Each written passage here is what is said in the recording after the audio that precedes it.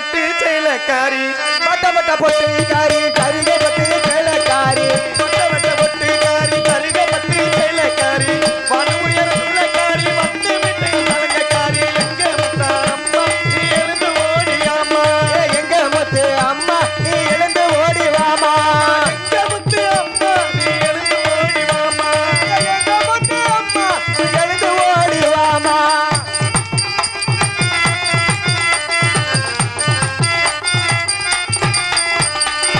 வண்ண வண்ண பூவு வச்சு வக வகையா பொட்டு வச்சு வண்ண பூவு பத்து மகமலையா பொட்டு வச்சு வண்ண வண்ண பூவு வச்சு வக வகையா பொட்டு வச்சு ஒரு புள்ள காட்டிக்கிட்டு கோடி தலைய விரிச்சுக்கிட்டு ஒரு புள்ள காட்டிக்கிட்டு கோடி தலைய விரிச்சுக்கிட்டு எங்க முத்தாரம்மா நீ எழுந்து ஓடியாமா எங்க முத்தால் அம்மா நீ எழுந்து ஓடி வாமா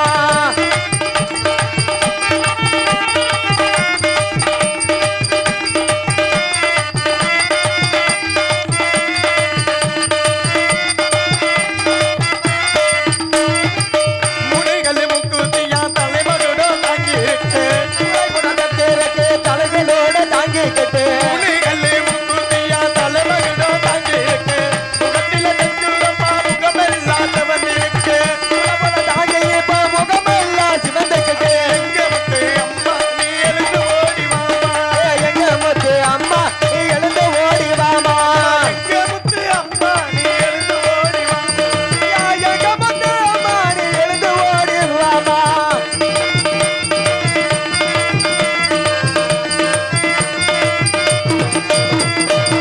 அஞ்சு கல்லு முக்குத்தியா அணி அணியாய் அலங்காரம்மா அம்மா அம்மா முத்தாலம்மா அஞ்சு கல்லு முக்குத்தியா அணி அணியாய் அலங்காரம்மா நெத்தியில தந்துரம்மா முகமெல்லாம் இவன் இருக்க எங்க முத்து மாமனுக்கு முகமெல்லாம் சிவக்கிழமா எங்க முத்து அம்மா நீ எழுந்து ஓடிவாமா எங்க முத்து அம்மா நீ எழுந்து ஓடி வாமா அங்கடனே நானே நன்னே தானே நன்னே நானே நன்னே நானே நன்னே நானே நன்னே தானே நன்னே நானே நன்னே தானே நானே நன்னே தானே நன்னே தானே நன்னே தானே நானே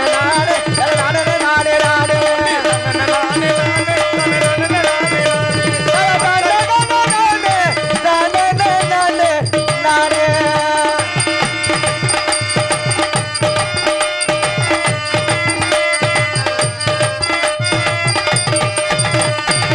பச்சைக்கல்லு முக்குதியா பவள பதித்த கால்சிலப்பா பச்சைக்கல்லு பச்சைக்கல்லு பச்சைக்கல்லு முக்குதியா பவள பதித்த கால்சிலப்பா வண்ண வண்ண பட்டு உடுத்தி வக வகையா பொட்டு வச்சு எங்க நகிலப்பா நீ எழுந்து ஓடியாமா எங்க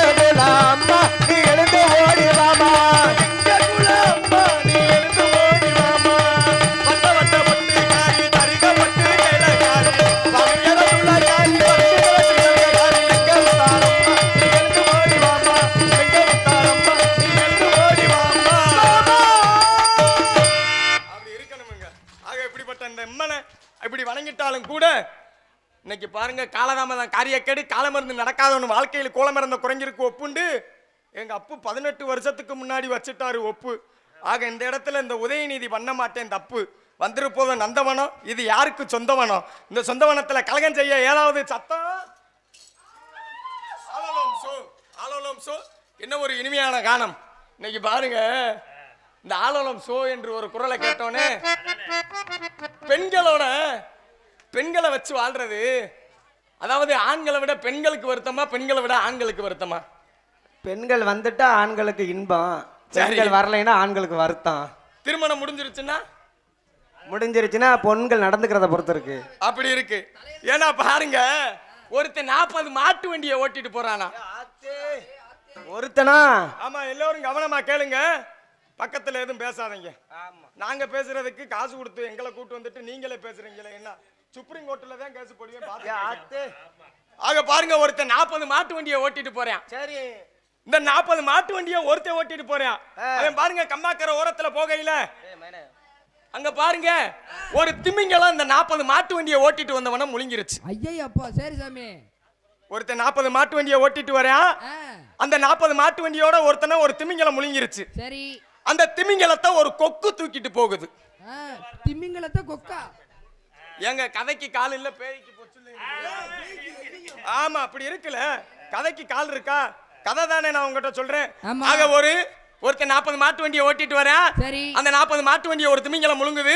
அந்த திமிங்கலத்தை ஒரு கொக்கு தூக்கிட்டு போகுது. அந்த கொக்கு ஒரு ஆலமர கிளையில போய் அமரையில பாருங்க, இந்த இடத்த கூட எடுத்துக்கிறோம். இந்த புளிய மரத்து கிளையில அந்த கொக்கு வந்து அமருது. வேப்ப மரத்துக்கு அடியில. ஆமா, புளிய மரம். பார்த்து நாராயணா, ஆக அந்த புளிய மரத்துல வந்து அந்த கொக்கு அமருது. சரி, அப்பதான் அதுக்கு கீழே ஒரு வயதான பாட்டியும் ஒரு வயதான ஒரு கிழவனும் அமர்ந்திருக்காங்க. இந்த புளிய மரத்து கீழே, அந்த புளிய மரத்து கீழே. சரி, அப்ப அந்த கிளை வந்து பாருங்க எடை தாங்க முடியாம முறிஞ்சு, அதாவது ஒடியுது. அந்த கிளை சட சடன்னு ஒடியுது. எடை தாங்க முடியாதுல. அப்பதான் அந்த வயதான பாட்டி என்ன பண்ணுது, கம்பு கூடி மயிரை ஒடிங்கி அண்டம் கொடுக்குது. இங்க வர்றா எப்படி சாமி அது? இதுல என்ன ஒண்ணுன்னா, ஒருத்தன் 40 மாட்டு வண்டியை ஓட்டிட்டு வந்தேன் பாருங்க, அவன் கெட்டிக்காரனா இல்ல? அந்த 40 மாட்டு வண்டியை ஒரு திமிங்கலம் முழுங்குச்சுல, அந்த திமிங்கலம் கெட்டிக்கார திமிங்கலமா இல்ல? அந்த திமிங்கலத்தையும் ஒரு கொக்கு தூக்கிட்டு போச்சு பாருங்க, அந்த கொக்கு கெட்டிக்கார கொக்கா இல்ல? அந்த கொக்கு இந்த புளியமர கிளையில வந்து அமரையில அந்த கிளை பாருங்க முறிஞ்சு கீழே உடையில பாருங்க, கம்பு கூடி மயிரை ஒடிங்கி அண்டம் கொடுத்தாவாரு ஒரு கிளவி, அவ கெட்டிக்காரியா? இதுல யாரு கெட்டிக்காரங்க நீங்களே சொல்லுங்க, நான் உள்ள போயிட்டு. இது தெரியும், நான் தான் இன்ன வரைக்கும் நார்தரே போட்டு போலையே நானே. யாருப்பு கிளவியா? கிளவி கெட்டிக்காரின்னு சொல்றீங்க நீங்க, ஏதாச்சும் ஒரு சொல்லுங்க தா, ஒரு வார்த்தை சும்மா சொல்லுங்க தா. மாட்டு வண்டியை ஓட்டிட்டு வந்தவன் கெட்டிக்காரனா? திமிங்கலத்தை ஓட்டிட்டு வந்த திமிங்கலம் முழுங்குச்சு, அது கெட்டிக்கார திமிங்கலமா? கொக்கு கெட்டிக்கார கொக்கா? எதுவுமே தெரியலையா? கிளவிதான் கெட்டிக்காரியா? அது இல்ல. ஒருத்தன் 40 மாட்டு வண்டியை ஓட்டிட்டு வந்தவன் கெட்டிக்காரன் கிடையாது. அந்த 40 மாட்டு வண்டியை ஒரு திமிங்கலம் முழுங்குச்சுல, அந்த திமிங்கலம் கெட்டிக்கார திமிங்கலம் கிடையாது. அந்த திமிங்கலத்தையும் ஒரு கொக்கு தூக்கிட்டு போச்சு பாருங்க, அந்த கொக்கு கெட்டிக்கார கொக்கு கிடையாது. அந்த கொக்கு இந்த கிளையில அமரையில பாருங்க, அந்த கிளை முறிஞ்சு உடையில கம்பு கூடி மயிரை பிடிங்க அண்டம் கொடுத்தா பாருங்க, அந்த வயதான பாட்டி அவ கெட்டிக்காரி கிடையாது. அப்புறம் யாரு தாயா கெட்டிக்காரங்க? அந்த கம்பு கூடி மயிரை பிடிங்க அண்டம் கொடுத்தா பாருங்க ஒரு கிளவி. அப்படிப்பட்ட கெட்டிக்காரி வச்சு வாழ்றான் பாரு ஆண்மகன், அவன் தாயா கெட்டிக்காரன். இப்படியெல்லாம் இந்த உலகத்துல ஆண்களுக்கு தான் பெரிய ஒரு நிறைய விஷயத்தை எடுத்து சொல்லலாம். இந்த வள்ளி பொண்ணை பார்க்கையில அத்திப்பழம் ஜெகப்பா வந்திருக்கு, வள்ளி பொண்ணு ஜெகப்பான்னு பார்க்கையில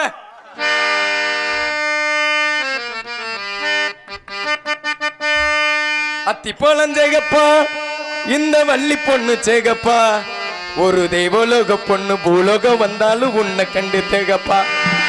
அத்திப்பழம் சேகப்பா இந்த அத்தமக சேகப்பா, ஒரு பூலோக பெண்ணு பூலோகம் வந்தாலும் என்ன கண்டு தேகப்பா. அத்திப்பழம் சேகப்பா இந்த வள்ளி பொண்ணு சேகப்பா, ஒரு தெய்வலோக பொண்ணு பூலோகம் வந்தாலும் உன்னை கண்டு தேகப்பா.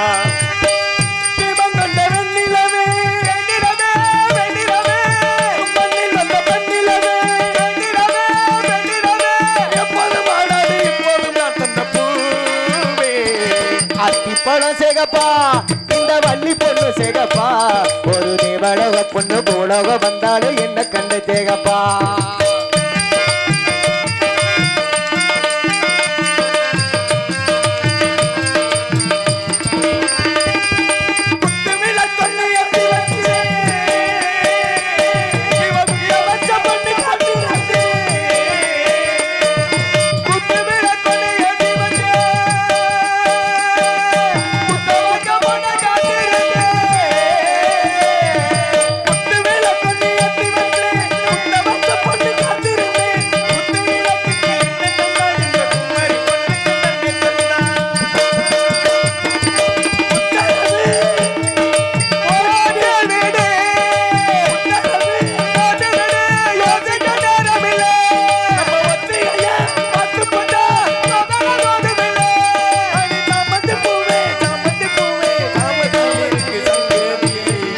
இன்னைக்கு சாமத்தில் இருக்கு சங்கதி.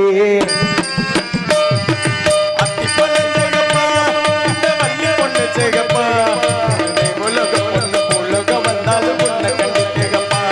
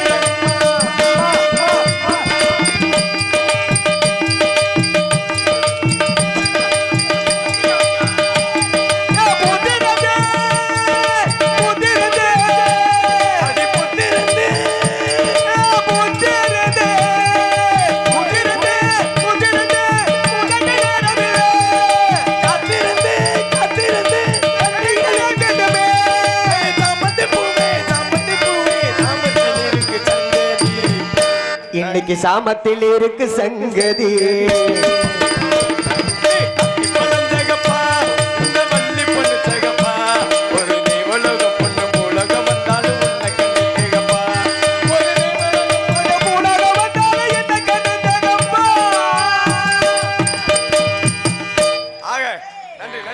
அத்திப்பழம் சிகப்பா வந்திருக்கு வள்ளி பொண்ணு சிகப்பா.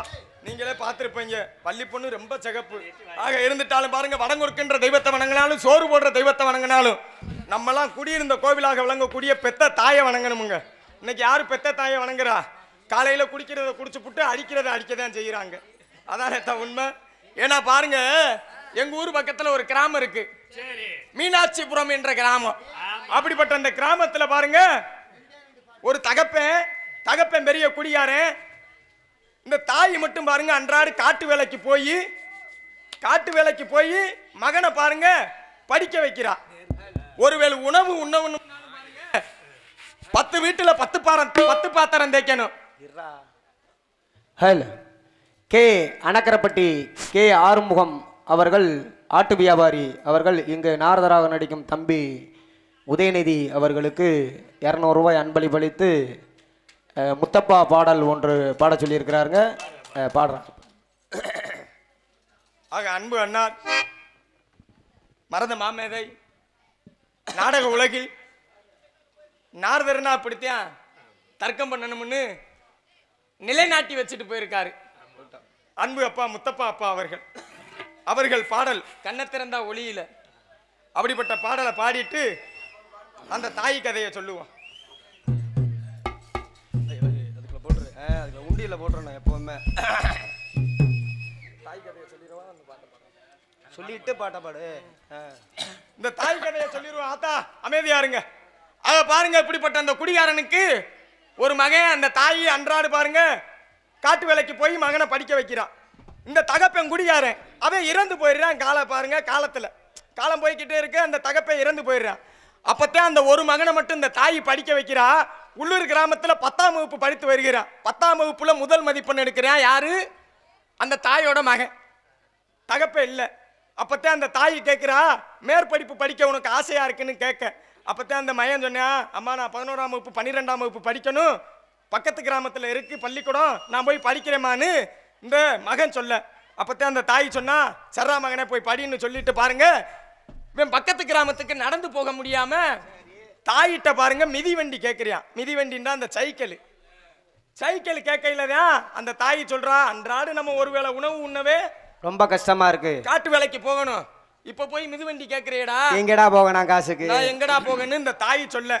இவன் புடிவாதமா எனக்கு மிதிவண்டி வேணும்ன்றான். அப்பத்தான் வீட்டுல இருந்த ஒரு பசுங்கன்ற வித்து தன் மகனுக்கு மிதிவண்டி வாங்கி கொடுக்குறா அந்த தாய். பாருங்க, இந்த சைக்கிள் வாங்கி கொடுத்துட்டா. இவன் இந்த 12ஆம் வகுப்புலையும் மாவட்டத்திலே முதல் இடத்தை பிடிக்கிறான். யாரு? 12ஆம் வகுப்புல படிச்ச அந்த மகன். ஆமா, அந்த தாயோட மகன், தகப்பில்லாத மகன் 12ஆம் வகுப்புல முதல் இடத்தை பிடிக்கிறான். அப்பத்தான் அந்த தாய் கேட்கிறா, இப்ப எது மேற்படிப்பு படிக்கிறியாடான்னு கேட்க. அம்மா நான் டாக்டருக்கு படிக்கணுமான்னு சொல்ல. குழந்தை வச்சுல மிதிவண்டி வாங்கவே பெரிய வாடா இருக்கு, டாக்டருக்கு படிக்கணும் என்றான்னு இந்த தாய் கேட்கலதான், அம்மா நான் படிச்சே திருவேமான்னு ஒத்த காலில் நிக்கிறேன். ஒத்த காலு புடிவாதமா இருக்கும் போல. அப்பத்தான் பாருங்க இந்த தாய் என்ன பண்றா, அதாவது சொந்த நிலம் இருந்துச்சு, ஒரு சென்ட் நிலம். அந்த நிலத்தை வித்து டாக்டர் சீட்டு வாங்கி கொடுக்குறா தன் மகனுக்கு. சென்னை மாநகரத்துல மகன் படிச்சுக்கிட்டு வரையா, மேற்படிப்புக்கு காசு இல்ல, சரி படிக்க விடுறாங்க. பாருங்க இந்த தாய் மாதந்தோறும் இந்த தாய் தன் மகனை பார்க்க சென்னை மாநகரத்துக்கு போவா. விருதுநகர் மாவட்டத்துல இருந்து சென்னை மாநகரத்துக்கு இந்த தாய் 5000 ரூபாய் பணமும் தீமண்டங்களையும் கொண்டுக்கிட்டு இந்த தாய் போக. ஆனா அந்த மகன் அந்த தீமண்டங்களையும் 5000 ரூபாய் பணத்தையும் வாங்க வர மாட்டான். தன் நண்பன் அனுப்புறான். இந்த நண்பன் அப்பத்தான் கேட்கிறியான், ஏன்றா மாதந்தோறும் உனக்கு 5000 ரூபாய் பணமும் தீமண்டங்களும் ஒரு பெண்மணி கொண்டுட்டு வருதே, அந்த பெண்மணி யாருன்னு கேட்க. அப்பத்தான் அவன் சொன்னேன், அவ வேற யாரும் இல்ல. யாரு? அவ வேற யாரும் இல்ல, பெத்த தாய. அவ வேற யாரும் இல்ல, எங்க வீட்டுல வேலை பார்க்கிற வேலைக்காரி. என்னத்தா கை தட்டுற? ஓமைய வேலைக்காரி. ஆக என் வீட்டுல வேலை பார்க்கிற வேலைக்காரின்னு நண்பன்ட்ட சொல்ல. ஆமா, அவனை மறந்த ஊத்தி கொண்டிருக்கணும்ல, அப்பயே கொஞ்சம் அமைதியா இருங்க. அப்பத்தான் இந்த நன்மை என்ன பண்றான், தாயை பார்க்க வரையில அம்மா மாதந்தோறும் இவனை பார்க்க வரீங்க, என் நண்பனை பார்க்க வரீங்க, அவங்க வீட்டில் வேலை பார்க்குற வேலைக்காரியாமல நீங்கன்னு என் நண்பன் சொன்னா உண்மைதானாமான்னு கேட்க இந்த தாய்க்கு மனம் உடஞ்சிருச்சு. என்னடா பெத்த மகனே நம்மளை வீட்டில் வேலை பார்க்குற வேலைக்காரின்னு சொல்லிட்டான்னு பாருங்க. ஊருக்கு வந்த உடனே ஒரு கடிதத்தை எழுதி கொடுத்துட்டு பக்கத்து வீட்டுக்காரங்கிட்ட எழுதி கொடுத்துட்டு இந்த தாய் இறந்தாலும் தன் மகனுக்கு தெரிவிக்க கூடாதுன்னு பக்கத்து வீட்டுக்காரங்கிட்ட சொல்லி இறந்து போறா. தாய் இறந்துட்டா. சென்னை மாநகரத்துக்கு டாக்டருக்கு படிக்க போனவனுக்கு தெரிவிக்கல. 5 வருஷம் கழிச்சு பாருங்க அவன் டாக்டர் வேலை கிடைச்சு சொந்த ஊருக்கே வரான். அப்பத்தான் அந்த அதாவது அவன் தெருவுக்குள்ள போகையில பாருங்க அவன் வீட்டை பார்க்கறியான், கதவு பூட்டி வெளியில ஒரு கல்லு உரல் மட்டும் கிடக்கு. அப்பத்தான் பக்கத்து வீட்டுக்காரங்களை கூப்பிட்டு கேட்டானா, இந்த வீட்டில் ஒரு பொந்து கண்ணி இருப்பாளே, அங்கேயும் பாருங்க பெத்த தாய, இந்த வீட்டில் ஒரு பொந்து கண்ணி இருப்பாளே, அவனுக்கு தான் டாக்டர் வேலை கிடைச்சிருச்சுல, மதமாக தானே பேசுவாங்க கொஞ்சம். அவ பாருங்க இந்த வீட்டில் ஒரு பொந்து கண்ணி இருப்பாளே, அவளை எங்கேன்னு கேட்க அப்பத்தான் பக்கத்து வீட்டுக்காரங்க இந்த கடிதத்தை கொடுத்துட்டு உன் தாய் இறந்து 5 வருடமாச்சு, இறந்தாலும் உனக்கு தெரிவிக்க கூடாதுன்னு சொல்லிச்சு, அதாப்பா அந்த செய்தியை நான் உங்ககிட்ட தெரிவிக்கலைன்னு சொல்லிட்டு இந்த கடிதத்தை கொடுத்துட்டாங்க.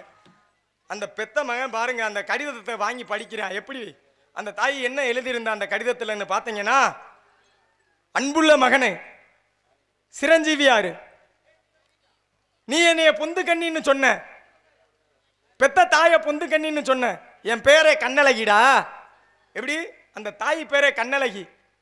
உனக்கு ஒரு 5 வயது இருக்கும், நீ பால் குடி மாறாத பாலகன், அம்மை போட்டு உனக்கு ஒரு கண்ணு அவுஞ்சு போச்சு.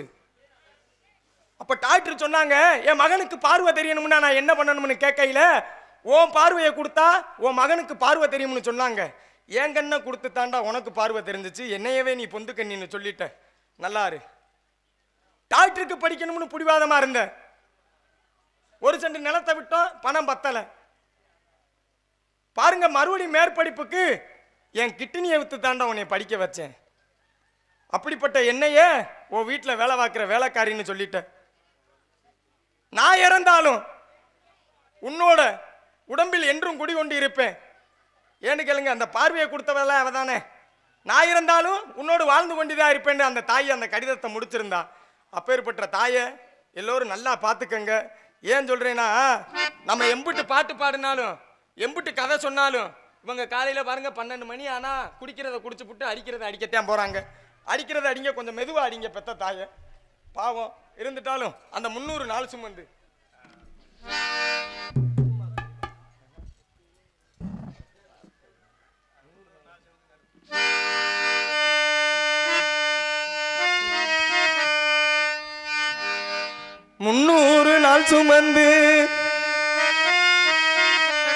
என்ன மூச்சடக்கி பெத்தெடுத்து பல 100 தவம் இருந்து என்ன பக்குவமா இன்றெடுத்து மாறுலையும் தோளுலையும் நாவூரங்க என கட்டி காட்டிலையும் மேட்டிலையும் நெத்தி வேர்வ நித்தஞ்சுட்டி எனக்காக தியாகம் செஞ்ச சாமி,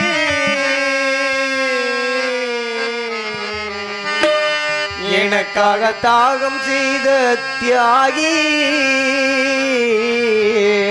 என்னைக்குமே நீதாயே ஜாமி, என்னைக்குமே நீதாயே ஜாமி. 300 நாள் சுமந்து மூச்சடக்கி பெத்தெடுத்து 300 நாள் சுமந்து மூச்சடக்கி பெத்தெடுத்து பல 100 தவம் இருந்து பக்குவமா என்றெடுத்து மாறுலையும் தோளுலையும் நாவூரங்க என கட்டி காட்டிலையும் நெட்டிலையும் நெத்தி வேர்வ நித்தஞ்சுட்டி எனக்காக தியாகம் செஞ்ச சாமி,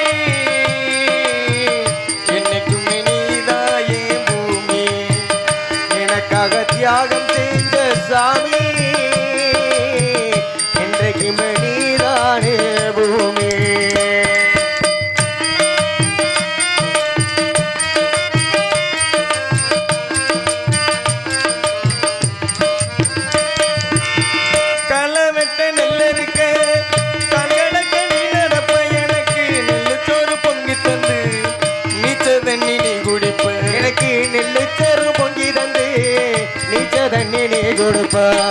மத்தி கட்ட இல்லாம விதியேன்னு நீ இருப்ப எனக்கு செப்பு கட்டி வச்சிருந்து புது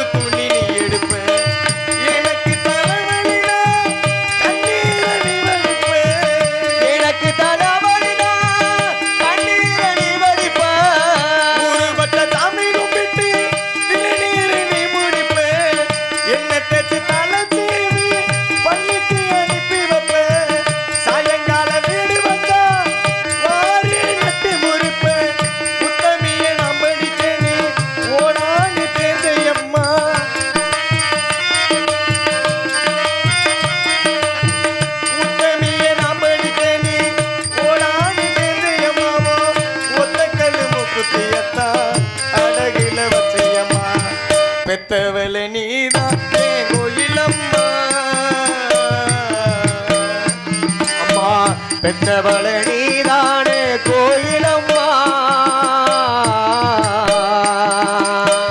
பெற்றவளை நீதா என் கோயிலம்மா தியாகத்துக்கு தெய்வம் தான் ஈடாகுமா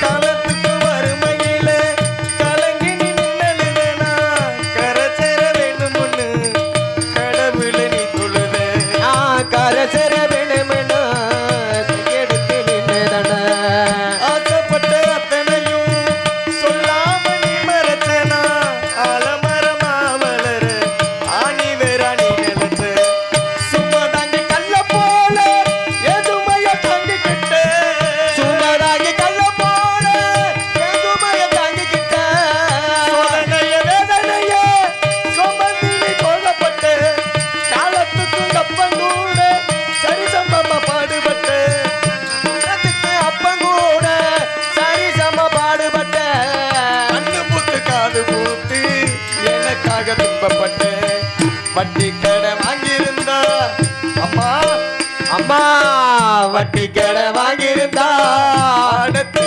திருமம்மா வட்டி கடை வாங்கியிருந்தா அடத்து திருமம்மா பட்ட கடை உனக்கு தான் எப்படி திருமம்மா தொப்புள் கோடி சொந்தம் தந்து தொட்டில் கட்டி ஆராத்தி தொப்புள் கோடி சொந்தம் தந்து தொட்டில் கட்டி ஆராத்தி முத முத்தமிட்டு மூச்சு காத்த பங்கு போட்டு முத முத்தமிட்டு மூச்சு காத்த பங்கு போட்டு பொத்தி பொத்தி என்ன வளர்த்தது யாரு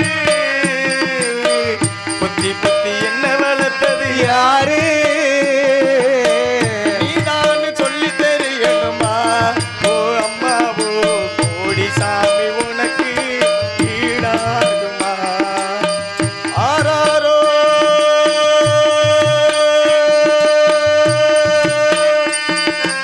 ஆரிராரிரோ ஆரிராரிரோ ஆரிராரிரோ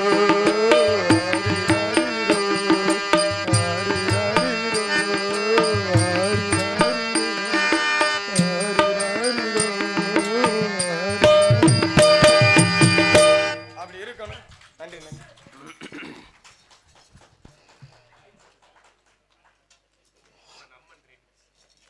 ஆக தாய்ப்பாடலை பாராட்டி 100 பொற்காசிகளை அம்மன் ரேடியோஸ் அவர்கள் எனக்கு சின்னஞ்சிறு கலைஞனுக்கு 100 பொற்காசிகளை வாரி வழங்கியுள்ளார். அவருக்கும் அவர் குடும்பத்தாருக்கும் நன்றி. ஆக இந்த நாடகம் ஏன் போடுறாங்க, எதுக்கு போடுறாங்க, ஏன் போடுறாங்க, எதுக்கு போடுறாங்க?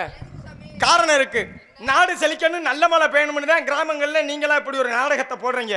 இதுல நாடு செழிக்குது, நல்ல மழையும் பெய்யுது, ஆனா பாடுபட்ட விவசாயி முன்னேறின பாடு இல்லை.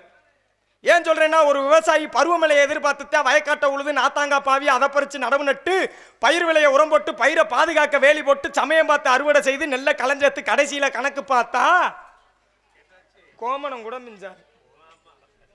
அதனாலதான் அன்னைக்கே சொன்னாங்க முன்னோர்கள், உழுதவன் கணக்கு பார்த்தா உலக்குக்கு கூட மிஞ்சாதுன்னு. சிந்திச்சு பாருங்க. வயக்காட்டை உழுது பரம்பு அடிக்கிறவனுக்கு கூலி, உழுத வயக்காட்டுக்கு நாத்த பாவ கூலி, அதை பறிச்சு நடவு நட்ட கூலி, பயிர் விலைய உரவாங்கின கூலி, உரத்தை தூவுறவனுக்கு கூலி, விளைஞ்ச பயிரை அறுவடை செய்த கூலி, அறுவடை செய்த நெல்லை அளந்து உறவனுக்கு கூலி, நெல்லு மூட்டைக்கு ஏத்து கூலி, இறக்கு கூலி. ஆனா இப்படியெல்லாம் பாடுபட்டு விளைஞ்ச நெல்லுக்கு விலை என்ற கூலி இருக்கா? இல்ல. மனுஷ உயிர் வாழக்கூடிய உதவியா இருக்கிற நெல்லுக்கு பாதுகாப்பு இல்ல, ஆனா மனுஷ உயிரை குடிக்கின்ற மதுபாட்டிலுக்கு பாருங்க துப்பாக்கி பாதுகாப்பு. ஏன்னா மதுபாட்டில் கெட்டு போக கூடாதுன்னு ஏசி அறை வேற, ஏசி அறைக்கு முன்னாடி 2 காவலாளி வேற. இந்த நெல்லுக்கோ விவசாயிக்கோ எங்க ஆத்தா எங்க அம்மன் தான் பாதுகாப்பு தரணும். இன்னைக்கு விவசாயம் இல்லைன்னா உலக நாடே இல்லைங்க. நம்ம மானத்தை மறைக்க துணி கொடுக்கறது விவசாயி, நம்மளுக்கு உணவை உண்ண கொடுக்கறது விவசாயி, நமக்கு தலைக்கு தைக்கிற தேங்காய் எண்ணெயை கொடுக்கறது விவசாயி, இப்படி உண்ண உணவும் உடுத்த உடையும் இருக்க இருப்பிடமும் தருவது விவசாயி. அப்படிப்பட்ட விவசாய இனி வருகாலத்திலேயாவது நம்மளாம் பெருமைப்படுத்தி பார்ப்போம். ஏன் சொல்றேன்னா, இன்னைக்கு நம்ம கிராமத்துல ஒரு திறப்புலாவோ ஒரு கல்யாணம் காது குத்து விளையாட்டு போட்டி ஏதோ ஒரு சிறப்பு விழாவை வைத்தா யாரை கூப்பிட்டு தலைமை தாங்க சொல்றீங்க? ஒரு அமைச்சரையோ அல்லது முக்கிய பிரமுகரையோ தான் கூப்பிட்டு தலைமை தாங்க சொல்றீங்க. நான் கேட்கிறேன், தலைமை தாங்கிறதுக்கு ஒரு விவசாயிக்கு தகுதி இல்லையா? ஆக இன்னி வரும் காலத்திலேயாவது அப்படிப்பட்ட விவசாய பெருமகனை நம்ம தலைமை தாங்க சொல்லுவோம். ஆக அப்பத்தான் அந்த நாடு செழிக்கு நல்ல மழை பெய்யும். இதாங்க உண்மை. ஆக இருந்துட்டாலும் இன்னைக்கு பொம்பளை பிள்ளைய பெத்தாத்தான் கஞ்சி ஊத்துவேன்னு நிறைய பேர் நினைச்சுக்கிருக்கீங்க. பொம்பளை பிள்ளை பெத்தாத்தான் நம்மளுக்கு கஞ்சி ஊத்துவாங்கன்னு நினைக்கிறாங்க. நான் சொல்றேன் அது தப்புன்னு. அப்பு தப்பு ஏன்னு கேளுங்க. இப்படிதான் பாருங்க, ஒரு வயதானவர், அவருக்கு ஒரு 50 வயது இருக்கும், ஒரே ஒரு பொம்பளை பிள்ளை, ஒரே ஒரு ஆண்மகன். பாருங்க, 2 பேத்தையுமே கட்டி கொடுத்துட்டாங்க. கட்டி கொடுத்துட்டு பாருங்க, இந்த தகப்பன் மட்டும் தனியா இருக்காரு. அப்ப 50,000 பணம் இருக்கு இந்த தகப்பன்ட்ட. தகப்பன் நினைக்கிறாரு, மயன்ட்ட குடிச்சா குடிச்சு புட்டு செலவழிச்சிருக்கா, நம்மளுக்கு சோறு ஓட மாட்டேன்ட்டு பெத்த மகட்ட போய் இந்த 50,000 கொடுக்க. இவ பாருங்க, தகப்பன் 50,000 ரூபா கொடுத்துட்டானோன்னு அப்படியே கடாவை வெட்டி சோறு ஓடுறா. யாரு? பெத்த மக. பாருங்க, ஒரு 2 வாரத்துக்கு கடாவை வெட்டி சோறு ஓட பாதி பணம் செலவழிஞ்சிருச்சு.